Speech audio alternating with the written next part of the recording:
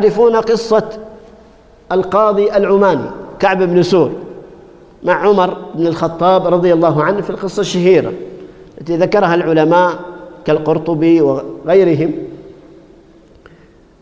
ما كان قاضيا في أول الأمر، هو من أهل عمان، فجاءت امرأة إلى سيدنا عمر بن الخطاب رضي الله عنه فقالت: يا أمير المؤمنين، إن زوجي يصوم النهار ويقوم الليل. وسكتت، فقال لها: نعم الزوج زوجك، يعني زوج يصوم النهار ويقوم الليل، ما شيء أحسن عنه. فأعادت مقالتها: يا أمير المؤمنين، إن زوجي يصوم النهار ويقوم الليل. فقال: نعم الزوج زوجك. فتضجرت المرأة من إعادة الكلام وانصرفت.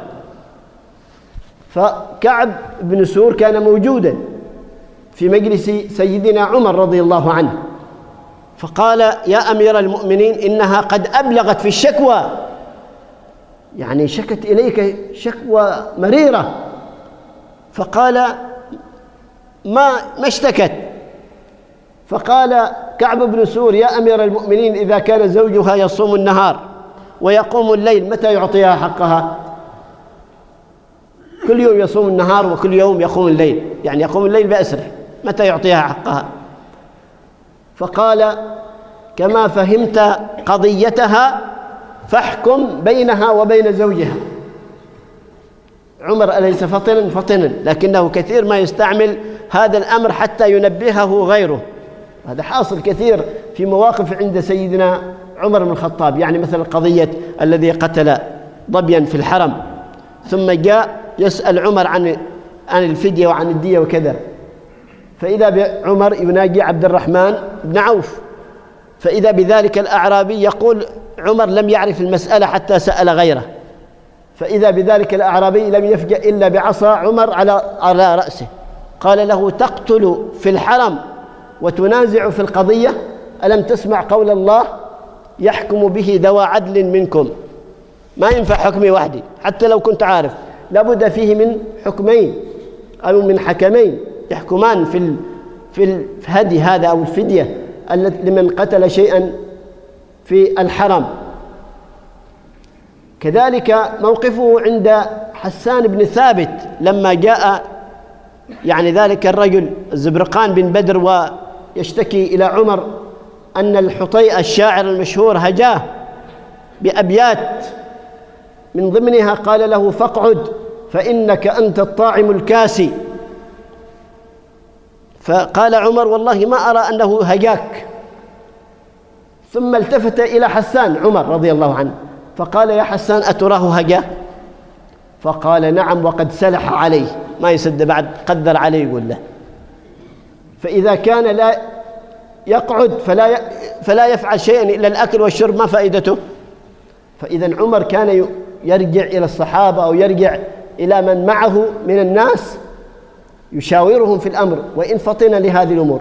فكعب بن سور فهم المسألة، وربما فهمها عمر لكن أراد أن تنبع، فعمر قال له: كما فهمت قضيتهما فاحكم بينهما. فقال: إلي بزوجها، فاستدعي زوجها. وقيل بأن المرأة قد خاطبته بأبيات، خاطبت كعبا، فقالت له: أيها القاضي الحكيم رشده، ألهى خليلي عن فراشي مسجده، زهده في مضجعي تعبده، فاقض القضى كعب ولا تردده. فقال له كعب، أي للزوج: ما لك ولها؟ فقال: إني امرؤ، هذا زوجها يتكلم، إني امرؤ أذهلني ما قد نزل في آية النحل وفي السبع الطول وفي كتاب الله تخويف جلل. يعني يقول أن شاغلني القرآن وخوف الآخرة عن مضاجعتها وعن معاشرتها. فقال له كعب: إن الله قد أحل لك 4، فلك 3 أيام بلياليها تصوم وتتعبد، ما أحد يكلمك فيها، واليوم الرابع لها. ليلا ونهارا. فقال عمر: الله، من أي أمريك أعجب، من فهمك لقضيتهما أم من حكمك بينهما؟ اذهب فقد وليتك قضاء البصرة. وسيره على دابة وجعله قاضيا على البصرة. معنى كلام كعب أنه لو كان يحتمل أنه تزوج 4، هو متزوج واحدة، لكن لو كان متزوج 4 فكل واحدة لها حق في 4 أيام مرة.